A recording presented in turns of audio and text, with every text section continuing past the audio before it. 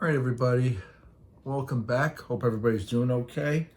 We're going to be covering the parallel circuit today. A couple quick things beforehand, though.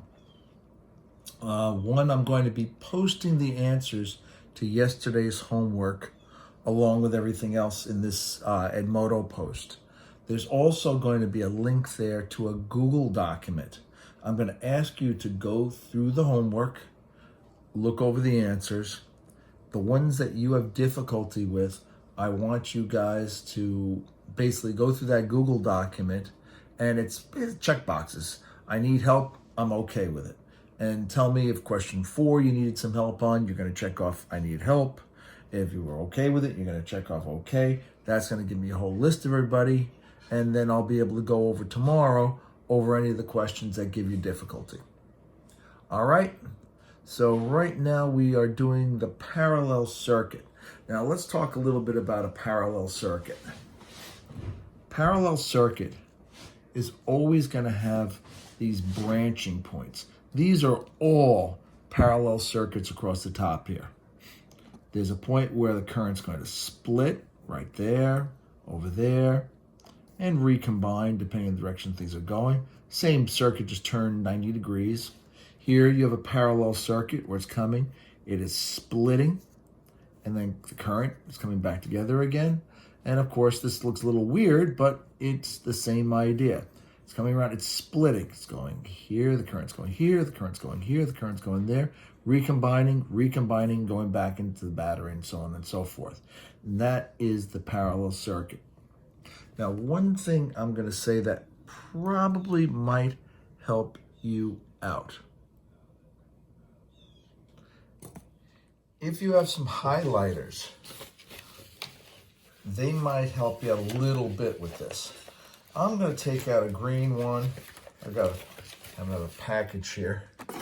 So let's take out a green one here. I guess it's pink. I'll use that, and I'm going to use this. Okay. And there's a reason for why I want to do this. And we'll talk about that in a second. So, let's take a look at our parallel circuit here. As before, this is our pump. All right. And we're going to have our flow going around like this. And let's say, for argument's sake, that coming out of that pump is going to be, let's say that there's going to be 10 liters per second coming out of that pump. Now, when we hit this point over here, that current is going to have to split. So for argument's sake, let's say I've got 3 liters per second going in that direction. Well, whatever current goes into a point has to come out of that point, even if it's a flow current like this. So that means I'm going to have 7 liters per second going across here. Hit this point, it's another junction point. Maybe I'll have 5 liters per second going in this direction. I'm just making these numbers up, but I'm making them up in a way that it'll make sense at the end. If I've got 7 going in, 5 going that way, I've got 2 liters per second going in that direction. It's coming around, going down. I've got the 5 liters per second coming down, the 2 liters per second going this direction, and they're recombining over here to give me 7 liters per second. Now, once again, that 7 liters per second is recombining with the 3 liters per second here and gives me 10 liters per second going back into the pump. So what behaves the same as flow in electricity? Well, we know that's electrical current. So let's look at our battery. Our battery is going to act like our electrical pump. And let's say I'm going to put an ammeter right here. And that's going to be a total. And say that there's 10 amperes going through there. Now, ammeters don't indicate the direction of the flow, but we'll go like that. All right, now I hit this point right there, and the current has to split. If I put an ammeter right here, and that actually would be A1, let's say for argument's sake, there's going to be 3 amperes going through there. Whatever current goes into a point has to come out of that point, which means over here, I've now got 7 amperes. And the flow is going to be going like this. Once again, the current's going to have to split. That's going to be A2. Sorry about that. And we're going to say that that's going to be about 5 amperes here. Right there is going to be 2 amperes because 7's going in, 5's coming out. I've got to have another 2 coming out. Whatever current goes into a junction point has to come out of that junction point. Now that 2 is going to come through here. If I put another ammeter right here, that's all part of this line. That's still going to be 2 amperes. I've got 5 amperes coming down. I can put an ammeter here if I want to. It's also going to read 5 amps. And they're going to combine, and that's going to give me 7 amperes. Right there. That actually is A3. A3. Okay, and this is all A2. Now that's 7 amperes coming here. A1 is coming down. We know there's 3 amperes in that one line since there's no branching there. And that all recombines to give me 10 amperes right there and goes back into the battery, which makes total sense. Now, if I look at the currents in each of these resistors, I've got 3 amps here, 5 amps here, 2 amps here, and I've got 10 amps coming out of the battery. The sum of the currents through the resistors, these guys all add up to whatever current's coming out of the battery. So the current through the resistors in the circuit add up to the current from the battery.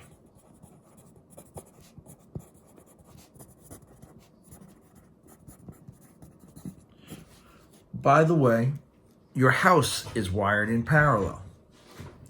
I could actually shut off that one resistor and the other 2 will function just fine. Just like turning on a light switch in one room is not going to change the lighting in the next room because it's all in parallel. And this is IT equals I1 plus I2 plus I3. So far, so good. Okay, now let's take a look at the next thing, and that's electrical potential difference. Remember the way this works, and we'll deal with the pump part first. You get a flow because you get a pressure difference. If I come across here, let's say this side is high pressure, 100 pascals, and this side is low pressure, 0 pascals. If I put a little pressure meter across here, of course, that little pressure meter to measure the pressure difference from one side to the other is going to be 100 pascals. Now let's consider that we're going to get no losses along the pipes. There would be some, but we're going to say not. I go across these 2 points, I'm going to get between here and here, I'm going to wind up getting 100 pascal difference. Move over here, the loss in the pipes, 100 pascals. Go across here, I'm going to get 100 pascals across those 2, across that kink. I'll get 100 pascals across that kink. I'll get 100 pascals across that kink. In other words, this whole upper section here, all the way across, all up in here, all that is going to come up to high pressure. Everything there is going to be all at 100 pascals. And down below, this whole lower section here that whole section is all going to be at low pressure. That's going to be at 0 pascals. So if I put a little pressure meter across here, that pressure meter reads 100 pascals. Little pressure meter here, that reads 100 pascals. A little pressure meter here, and that's going to read 100 pascals. Cool. Now, what do we think about as pressure in electricity? Well, that was your voltage, your electrical potential difference. This says that the battery is 240 volts. That means if I put a voltmeter from one side of the battery over to the other, that voltmeter is going to read 240 volts. Now, the battery acts like an electrical pump. This whole top section, all across here, all comes up to high potential. And this lower section, all down here, is at low potential. So you've got up here, you're going to have everything up there is at 240 volts. Everything down here is at 0 volts. So if I put a voltmeter across here, that'd be V1, that voltmeter is going to read 240 volts. I put a voltmeter across here, that's going to be V2. That's 240 volts. I put a voltmeter across here, V3. That's 240 volts. So in other words, the electrical potential difference across each branch of the circuit equals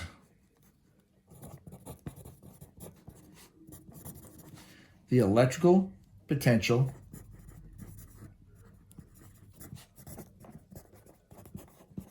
applied at the source.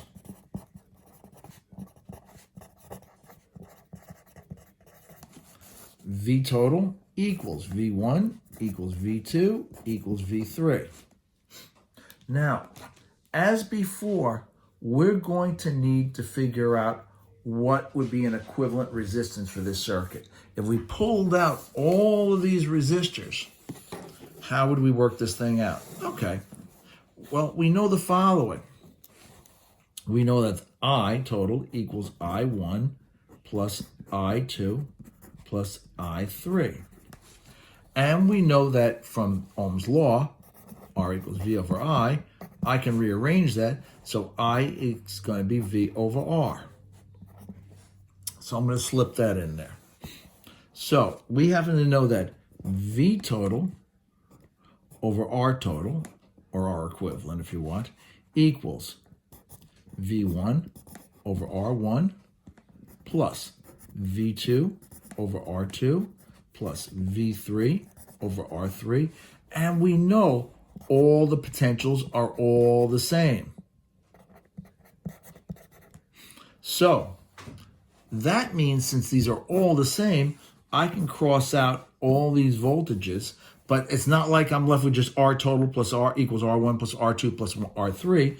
I'm going to be left with reciprocals. 1 over R total, or R equivalent and R total are the same thing, equals 1 over R1 plus 1 over R2 plus 1 over R3. Now, it's really easy to mathematically screw this one up by not completing everything, and I'm going to show you on the example that we're going to do on the next page. All right, here's our example. R1, R2, and R3 are all connected in parallel across a 240 volt source. Find REQ and the current voltage for each device. All right, so let's talk about finding your equivalent resistance. We're going to first of all draw in the circuit. There's 1. These are in parallel. 2, 3, all junction points. And we're going to have R1 equals 10 ohms, R2 equals 15 ohms, and R3 is equal to 6 ohms.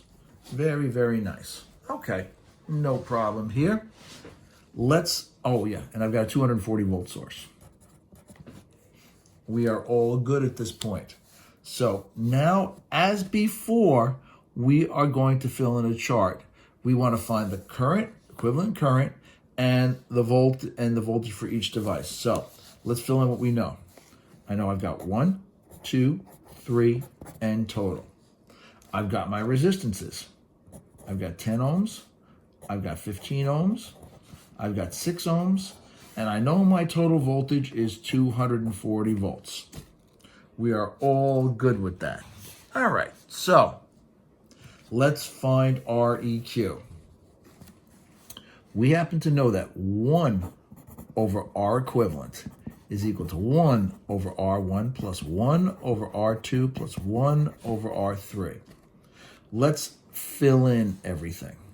1 over Req, that's equivalent. Sometimes I'll write R total, it's the same thing, equals 1 over 10 ohms plus 1 over 15 ohms plus 1 over 6 ohms.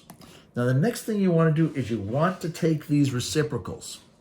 In other words, you want to put 1 over 10 into the calculator. 1 over Req is equal to, that's 0.1. You want to put 1 over 15 in the calculator.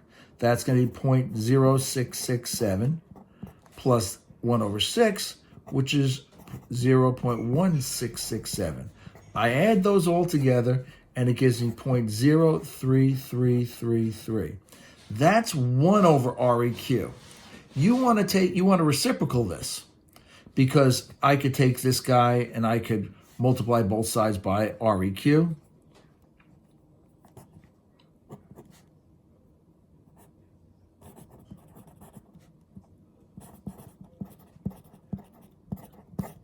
And then I can divide both sides by 0.03333. 1 over 0.03333 is equal to Req. Really, all you got to do is press the x to the minus 1 or the 1 over x key, because you're going to need to take a reciprocal there, which means my equivalent resistance is going to be equal to 3 ohms. Notice what's going on here. In a series circuit, when you added more resistors together, you wound up getting higher resistances. In a parallel circuit, your resistance goes down. Now, just like before, we're going to ask the most important question: what is the same? And as we saw before, in that series circuit, the voltages are all going to be the same. So we happen to know that V total equals V1 equals V2 equals V3. And so I can fill that right in. 240 volts, 240 volts, 240 volts. Okay, excellent. Now all of a sudden, we can find out what my current is through each one of these guys. And it's not that tough. We know that I equals V over R, just from Ohm's law being redone. So I1 equals V1 over R1. That's going to give me 240 volts. Across here, R1 is going to be 10 ohms. So that's going to wind up giving me 24 amperes. I'm going to fill that in here. And I'm going to put a meter on here. There's my ammeter. It's my total. And I'm going to label that. That's going to be, oh, I don't need total. This is number 1. We'll deal with total in a second. Here we go. A1, 24 amperes. Cool. All right. This one, same thing. I2 equals V2 over R2. I've got 240 volts over 15 ohms. And that's going to turn out to be, I believe it's going to be 16. Yep, 16 amperes. So I'm going to fill that in. Okay, that's number 2. It's got to be on this line. Up there, that's feeding these 2 resistors. So it's got to be someplace between here and there that I'll put that ammeter in. I'll put it there, and that's going to be my 16 amperes. Finally, for the last one, same idea. I3 equals V3 over R3. I've got 240 volts divided by 6 ohms.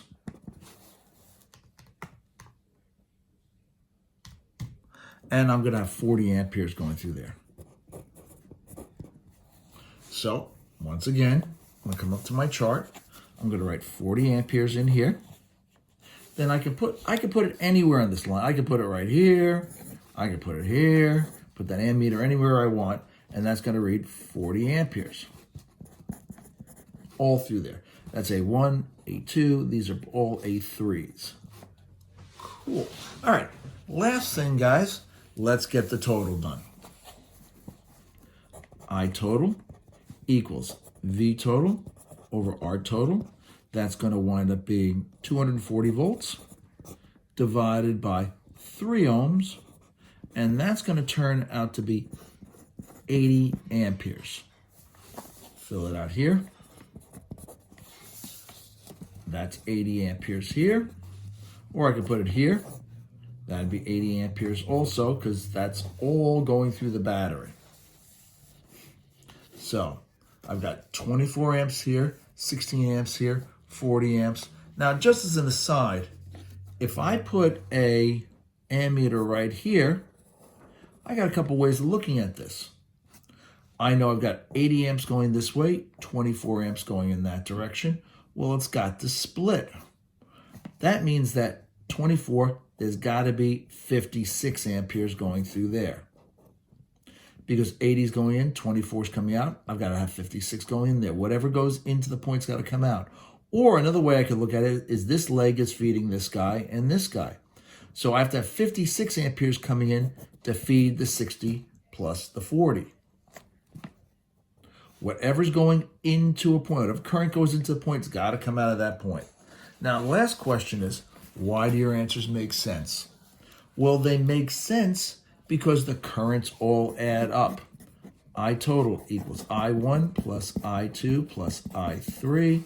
That's going to give me I total, which is going to be 80 amperes, is equal to 24 amps plus 16 amps plus 40 amps. And that's going to give me 80 amps equals 80 amps. We are awesome. It all worked out nice and pretty. I'm going to give you a couple problems out of the book to try for tonight. I clearly will do those tomorrow nice and neat. I'm also going to put up on there a Google document for you guys to look over last night's homework. Let me know which ones you needed help with. I will definitely try to help you out with that. But once again, hope everybody's doing all right. Hope everybody's treating their families well and everybody's nice and healthy. And I wish everybody all the best. Take care. Bye-bye. I just realized there were a couple things that I forgot to mention to you guys. First thing was the fill in the equivalent here over here on the right. And that is, of course, going to be that 3 ohms, all right? The other thing I did want to mention real quick was that your reference table is awesome. Your reference table, we really put a lot of stuff in here to help you out. Let's find it. Parallel circuit, it's all there. You know that the currents add up. The voltages are the same, and the resistances, the reciprocals add up. Tomorrow, I'm going to talk to you guys a little bit about the different, all the different symbols there. As I mentioned before, I actually made those for the reference table, so we should be cool. And that's pretty much it. I just want to throw this on the end. I will see you guys tomorrow, all right, online at least, and hope everybody's doing well. Bye-bye.